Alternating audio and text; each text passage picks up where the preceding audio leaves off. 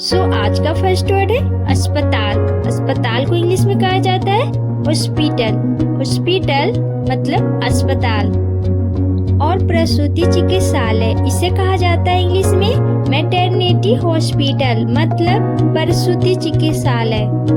Next है आपातकालीन कक्ष। ये हॉस्पिटल में होता है, वैसे आपातकालीन कक्ष को इंग्लिश में बोला जाता है इमरजेंसी वार्ड या फिर आप बोल सकते हो इमरजेंसी रूम। अब नेक्स्ट है ऑपरेशन कक्ष। इसे इंग्लिश में बोला जाता है ऑपरेटिंग थिएटर या फिर आप बोल सकते हो ऑपरेटिंग रूम मतलब ऑपरेशन कक्ष। नेक्स्ट वर्ड है प्रसव कक्ष। इसे इंग्लिश में बोला जाता है डिलीवरी रूम मतलब प्रसव कक्ष। और परामर्श कक्ष, जहाँ पर हम डॉक्टर से परामर्श करते हैं, वैसे परामर्श कक्ष को इंग्लिश में बोला जाता है कंसल्टिंग रूम मतलब परामर्श कक्ष। और नेक्स्ट है दवाखाना। हॉस्पिटल में जहाँ पर दवाई तैयार होती है और दी जाती है रोगी को, वैसे दवाखाना को इंग्लिश में कहा जाता है डिस्पेंसरी मतलब दवाखाना। और नेक्स्ट है उपचारिका। उपचारिका को परिचारिका भी बोला जाता है, वैसे उन्हें इंग्लिश में बोला जाता है नर्स। नर्स मतलब परिचारिका या उपचारिका। और नेक्स्ट है रोगी, जिसका इलाज करता है डॉक्टर, वैसे रोगी को इंग्लिश में कहा जाता है पेशेंट। पेशेंट मतलब रोगी। और नेक्स्ट है इलाज। इलाज या उपचार, वैसे इलाज को इंग्लिश में कहा जाता है ट्रीटमेंट। ट्रीटमेंट मतलब इलाज। और नेक्स्ट है बीमारी या रोग। वैसे बीमारी या रोग को इंग्लिश में बोला जाता है इलनेस। इलनेस मतलब बीमारी या रोग। और लक्षण किसी बीमारी या रोग के, वैसे इंग्लिश में बोला जाता है सिम्टम। सिम्टम मतलब लक्षण। और नेक्स्ट है डॉक्टरी जांच या परीक्षण। इसे इंग्लिश में बोला जाता है चेकअप। चेकअप मतलब डॉक्टरी जांच या परीक्षण।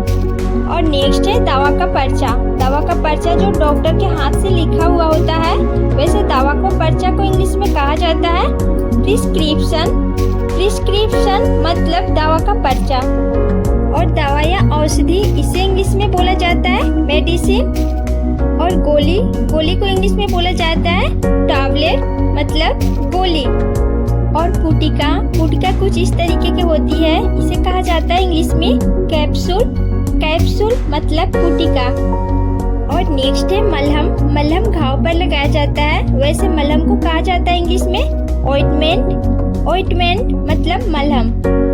और ये जो देख रहे हैं आप, ये खांसी का सिरप होता है, इसे कहा जाता है इंग्लिश में कफ सिरप। कफ सिरप मतलब खांसी का सिरप। और नेक्स्ट है टीका। टीका एक तरीके की दवा होती है, वैसे टीका को इंग्लिश में कहा जाता है वैक्सीन। वैक्सीन मतलब टीका। अब नेक्स्ट है शीशी। इस तरीके की शीशी में आपने देखा ही होगा वैक्सीन को। इसी तरीके की शीशी को इंग्लिश में बोला जाता है फाइल या आप बोल सकते हो वाल।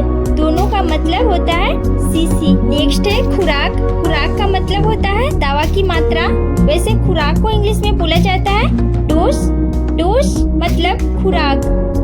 अब नेक्स्ट है नमूना। नमूना जो ब्लड टेस्ट के लिए लिया जाता है, खून का नमूना, वैसे इंग्लिश में कहा जाता है स्पेसिमेन या आप बोल सकते हैं सैंपल। दोनों का मतलब होता है नमूना।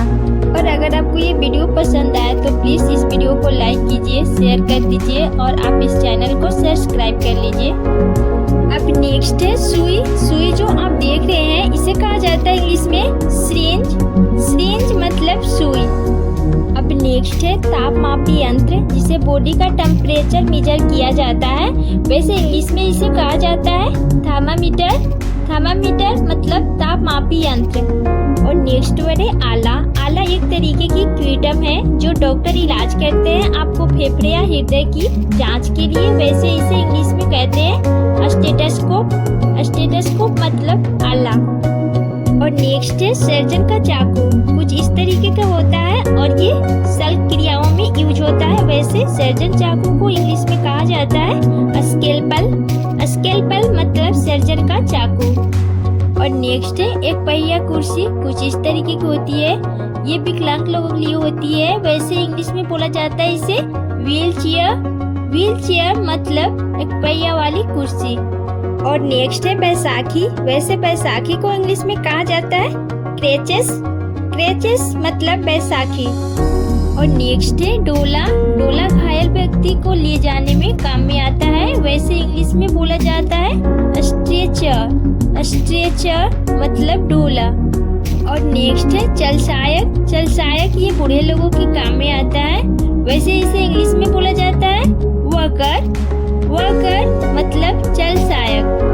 और नेक्स्ट है वेद्य छड़ी। कुछ इस तरीके की होती है, इसे कहा जाता है इंग्लिश में कैन। कैन मतलब वेद्य छड़ी। और नेक्स्ट है प्रश्वासन यंत्र। यह सांसों के पेशेंट के द्वारा यूज किया जाता है। वैसे इंग्लिश में बोला जाता है इनहेलर। इनहेलर मतलब प्रश्वासन यंत्र। और ये मार्क्स देख रहे हैं आप, इसे कहा जाता है इंग्लिश में ऑक्सीजन मार्क्स। और धातु के तारे देख रहे हैं आप, ये दांतों की सीधा करने के लिए लगाई जाती है। वैसे इसे धातु के तारों को इंग्लिश में कहा जाता है ब्रेसेस। ब्रेसेस मतलब धातु के तारे। और ये डिवाइस जो देख रहे हैं आप, इसे कहा जाता है ब्लड प्रेशर मॉनिटर। और ये बैग जो देख रहे हैं आप, इसे कहा जाता है ब्लड बैग। और तौलने की मशीन, इसे कहा जाता है इंग्लिश में स्केल। स्केल मतलब तौलने की मशीन। और ये मुखौटा जो देख रहे हैं आप, ये डॉक्टर यूज करते हैं सर्जरी के टाइम। वैसे इंग्लिश में बोला जाता है सर्जिकल मास्क। और इस तरीके की रबड़ की दस्ताने को इंग्लिश में बोला जाता है रबड़ ग्लव्स मतलब रबड़ की दस्ताने। और ये है कपास की कली, इसे कहा जाता है इंग्लिश में कॉटन बड मतलब कपास की कली। और ये है रुई जो मलहम पट्टी के लिए यूज होती है, इसे कहा जाता है इंग्लिश में कॉटन वूल मतलब रुई। और ये है गलपट्टी। गलपट्टी जख्मी हाथ या कलाई के सहारा देने के लिए होती है। वैसे इंग्लिश में कहा जाता है स्लिंग। स्लिंग मतलब गलपट्टी। और ये सच्चा, ये प्लास्टर या पेरिस से बना होता है। वैसे इसे इंग्लिश में कहा जाता है प्लास्टर कास्ट। प्लास्टर कास्ट मतलब प्लास्टर का सच्चा। और नेक्स्ट है रक्तबंध पट्टी। ये खून को रोकने के काम आती है। वैसे इंग्लिश में बोला जाता है टॉर्निकेट। टॉर्निकेट मतलब रक्तबंध पट्टी। और ये है जाली, इसे कहा जाता है इंग्लिश में गोज। गोज मतलब जाली। और इस तरीके की पट्टी को इंग्लिश में बोला जाता है क्रेप बैंडेज।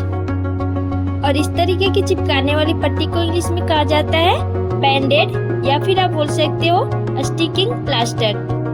और लास्ट वर्ड है आँख की पट्टी, इसे कहा जाता है इंग्लिश में आई पैच। आई पैच मतलब आँख की पट्टी।